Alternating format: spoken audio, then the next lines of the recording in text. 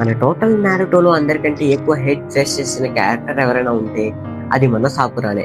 చాలా మంది sakura useless అని, టీంలో ఏం స్పెషల్ రోల్ ప్లే చేయదని క్రిటిసైజ్ చేస్తారు. కానీ నిజంగా చూస్తే యానిమేలో చూపించినంత యూస్లెస్ మాత్రం కాదు.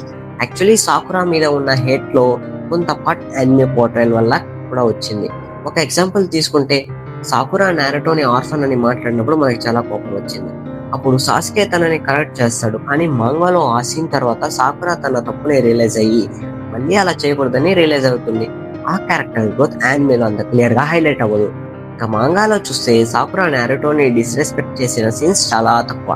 కానీ యానిమేలో ఆ మూమెంట్స్ ని ఎక్కువ ఎంఫసైజ్ చేయడం వల్ల ఆడియన్స్ కి తన క్యారెక్టర్ మీద నెగిటివ్ ఇంప్రెషన్ మరింత పెరిగింది. అందుకే చాలా మందికి సాకురా అంటే ఇరిటేషన్ కలిగింది. కానీ ఫ్యాక్ట్స్ మాట్లాడితే సాకురా యూస్లెస్ అయితే కాదు. టీమ్ 7 లో స్ట్రాంగెస్ట్ మెజికల్ నింజాగా ఎదిగింది.